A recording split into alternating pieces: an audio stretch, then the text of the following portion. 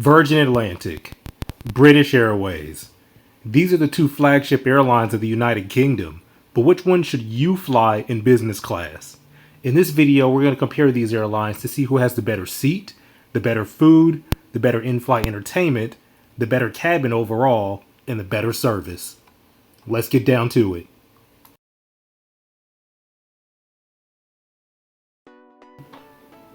Let's start with British Airways. Their business class is laid out in a 1-2-1 configuration, where everyone has direct access to the aisle.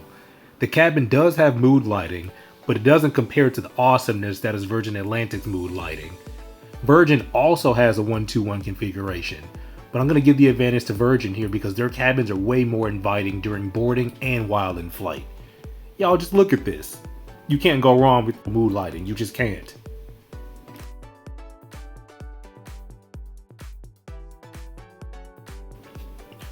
The seat on board British Airways is a reverse herringbone style, with ample storage for your things, ample legroom, and it's just a beautiful seat overall aesthetically. Everything is in the right place, you don't have to stretch to reach anything, and it's also very private, especially during bed mode. The sliding door also gives you way more privacy.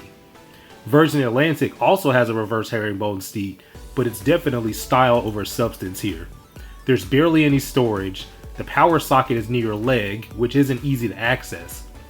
While it's a comfortable seat, it isn't very private. There is a sliding partition, but it isn't easy to move, and it doesn't offer much privacy. I'm giving British Airways the edge here due to their seat offering more privacy.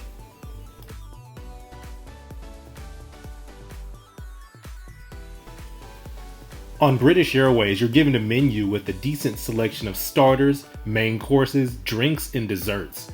You can pre-order your meals between 30 days and 24 hours before departure. On this particular flight, I chose the leek and potato soup as a starter, pan-seared lamb loin as a main, and the raspberry panna cotta as a dessert. All of which were flavorful, beautifully presented, and the portions were perfect. With Virgin, you're also given a menu, but instead of being able to order 30 days to 24 hours in advance, you can order between 7 days or 24 hours in advance. I chose the shrimp as a starter, the herb-crusted cod as a main course, and actually had all 3 desserts per the recommendation of the flight attendant because she saw me filming. While the presentation wasn't as pretty as British Airways, the taste definitely made up for it. The food on board Virgin Atlantic is superior to British Airways in terms of taste, so Virgin wins this round in terms of food.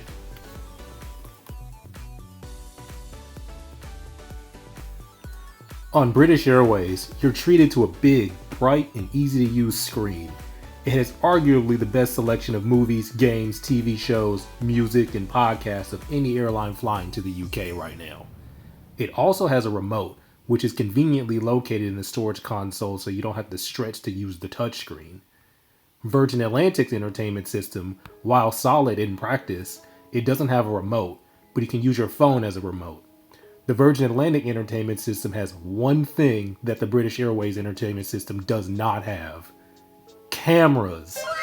Me personally, I could watch the camera views over a movie any day of the week. And because of this, I'm going to give the win to Virgin because their system is more interactive than British Airways.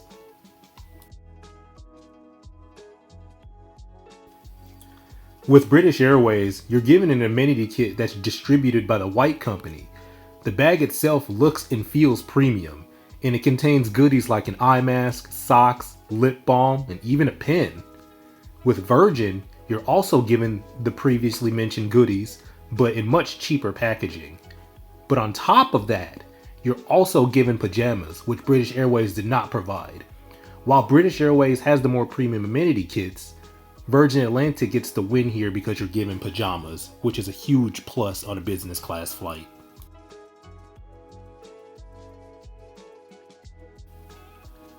On British Airways, your seat controls are less than arm's length away from you, making them very easy to reach. There are only 3 positions that the seat can go in: upright, fully flat, and angled. You're given a mattress topper as well as a blanket. When you're in bed mode, it's a little uncomfortable in the footwell because of the protruding piece of the seat that hits your feet. Nonetheless, it's a very comfortable bed.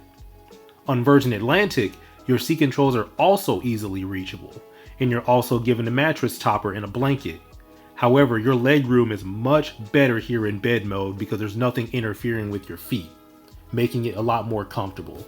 Because of that, Virgin wins this round. British Airways isn't really known for having standout features on their planes, but in this case, one of the main features on this flight was the in-flight snack bar located behind the main business class cabin. Here you can have a snack or a drink when meal service isn't happening. Virgin Atlantic, on the other hand, set the industry standard for standout features on airplanes. On this aircraft, there was an area called the loft, located in between the boarding doors, where you can mingle with your fellow passengers, have a drink, and watch the in-flight map. Virgin wins here by far because they define quirkiness and they execute it perfectly.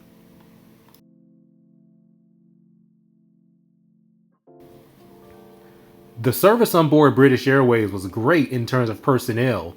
They greeted me by name, asked me how my day was, and even explained in detail the menu to me. In terms of in-flight service, however, it was lackluster in terms of removing plates when I was finished eating and taking a long time to serve meals. Now, Virgin, on the other hand, it was literally night and day. From telling me to have all 3 desserts because they saw me filming everything, to being amongst the friendliest staff I had on any flight ever, the service was impeccable, to the point where there were literally 0 faults. So, Virgin, they win this by a landslide.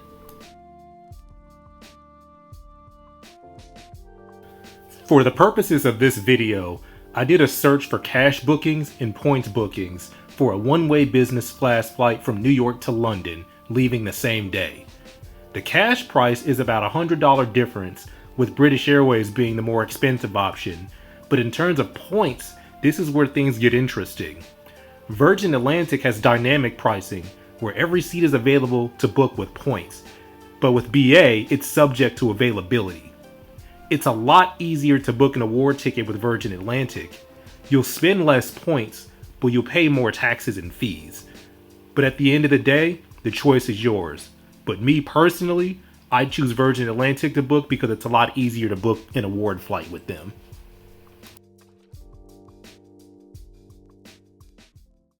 British Airways and Virgin Atlantic are 2 of the best ways to experience the UK before even arriving there.